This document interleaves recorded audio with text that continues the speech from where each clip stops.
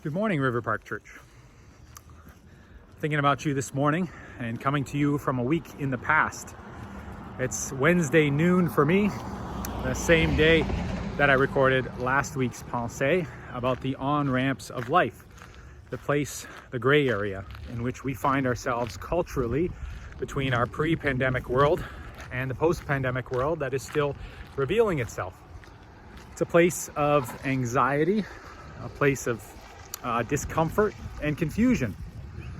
And I said last week that in the midst of this place of cultural anxiety, I asked you where you see those gray areas in your own life and what it might look like for us to try to rely on God, to seek to intentionally rely on God.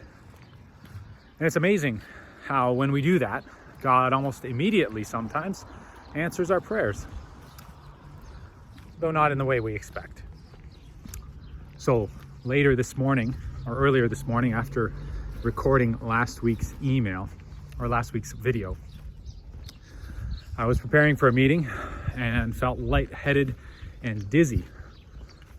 Closed one eye and I could see clearly, closed the other eye and I could still see clearly, but when both eyes are open, I couldn't focus. It's amazing the anxiety that fills us in a moment like that, or that filled me anyway. Perhaps you've had the same kinds of experiences, perhaps not.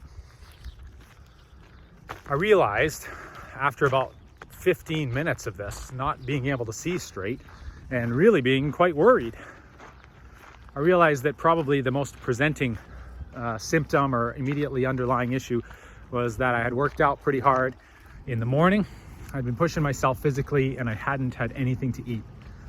And so sure enough, I took a little bite to eat and within a few minutes felt better and could see clearly once again. Now, upon reflection, I wondered, what was it that made me so anxious? And why didn't I ask God for help in that first moment? I said last week that in the midst of our anxiety, God gives us the opportunity to rely on Him and to look to Him for hope and for help, for peace and for joy. But do we really do that? I'm thinking this morning about the parable that Jesus tells. The parable of the stewards. The manager goes away. He gives 1 denarius to one servant, 5 to another, and 10 to another. And when he returns, the one who has 10 has made him 20, the one who has 5 has made him 10, and the one who has 1 has buried it in the ground and kept it safe. Jesus' response to that story, or the moral of the story that he offers, is that those who are faithful with little will be entrusted with more, and those who hold on to what little they have, even what they have, will be taken away from them. It strikes me that in our age of anxiety, the temptation is to hold on to what little we have. Whether that's our okay health, whether that's the current state of affairs at our church, whether it's any number of other things. It's always tempting in an anxious time to hold on to the little thing that we have, or to the okay thing that we have, rather than to step out in faith and trust. God promises that when we are faithful with the little things, then He will give us more. But to be faithful with the little things doesn't mean that just that we steward it well. It means, with the parable of the steward anyway, it means that we are looking out for the master's best interest rather than our own. The man who had 1 talent was looking out for his own best interest. He wanted to make sure that he wasn't in trouble when the master got back.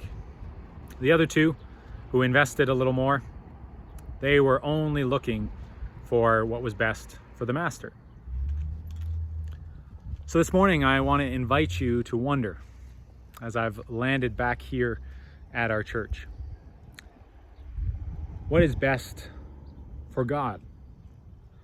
What can you do in your life to bring God honor and glory, rather than to work for self-preservation?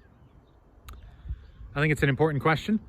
And as I stand here at our church, I think it's the question that will bring us to this garden, a place of serenity.